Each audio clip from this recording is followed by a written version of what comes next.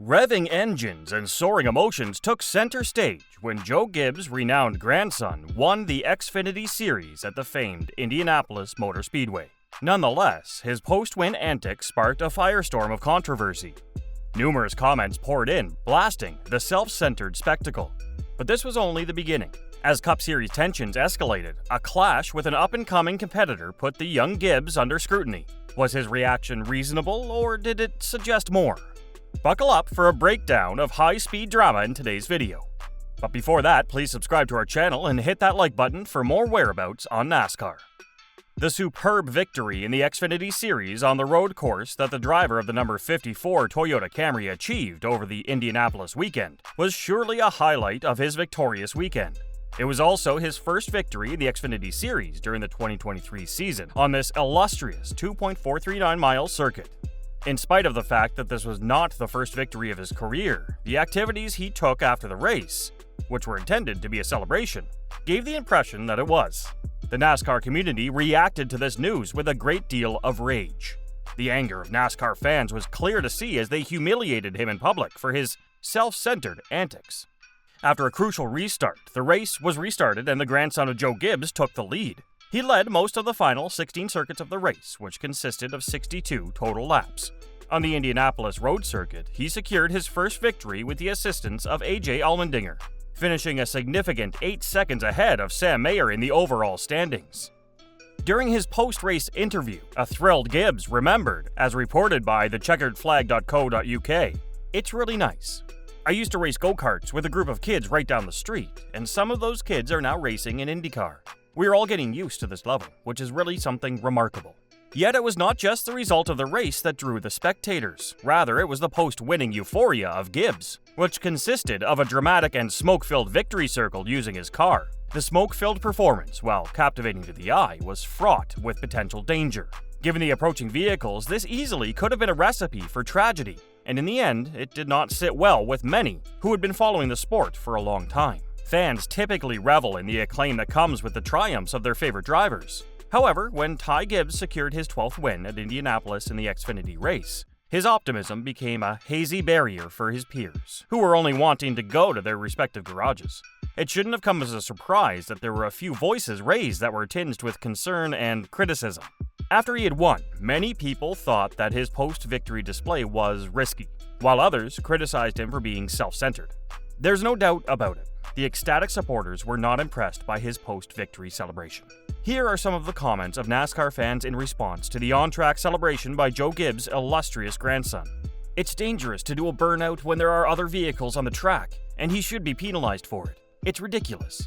It doesn't matter who it is. It's still dangerous, LMFAO. It's as if he'd never won before."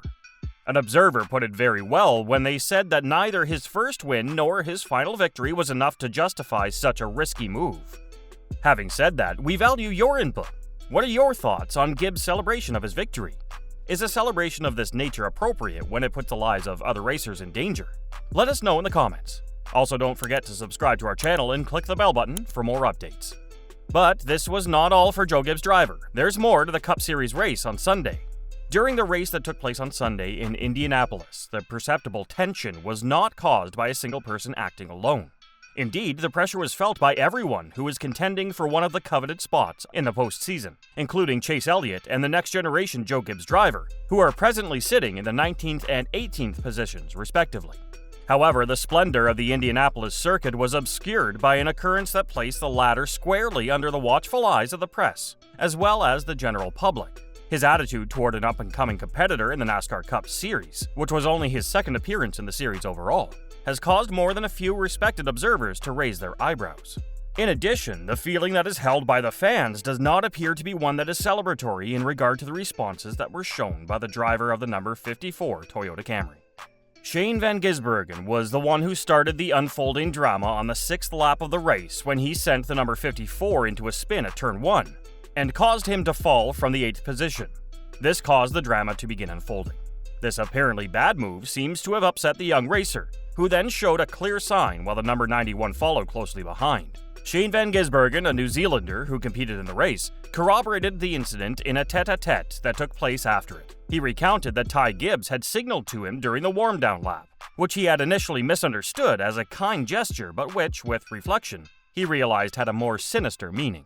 Despite the fact that the visual evidence that has been circulating is not entirely clear, particularly as a result of the gloves that have been used to obscure it, it appears to be the case that young Gibbs harbored some hatred towards SVG for the earlier indiscretion that occurred on lap 6.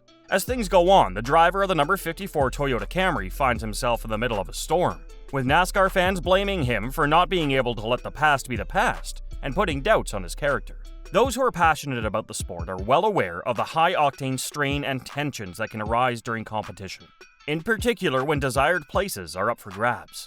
On the other hand, they were eager to express their displeasure with the way the young Gibbs reacted to SVG's conduct on the asphalt.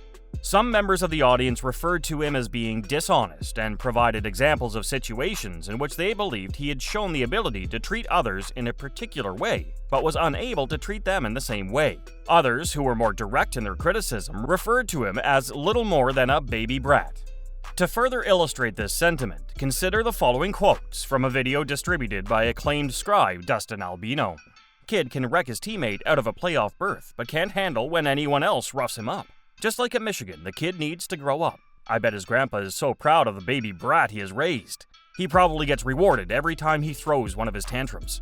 I bet Ty was the kid growing up that couldn't have his mac and cheese touching his chicken tenders. Hypocrite, spoiled child. LOL, you can't be serious that Gibbs looks like a 10-year-old child. Let him come up on SVG getting unloaded at T1 be the least of his troubles, haha. Gibbs is a wimp. Despite the fact that young Gibbs won the Xfinity Series race at the renowned Indianapolis Motor Speedway, he was unable to replicate the same brilliance on the circuit during the Cup Series, which resulted in his finishing in 12 positions. It's possible that this was the catalyst for the aspiring racer's frustration. But do share with us what you think about the matter in question.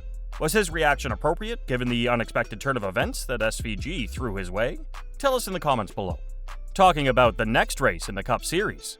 On August 20th, the final 2 races of the regular season will determine the 2023 playoff field at Watkins Glen International.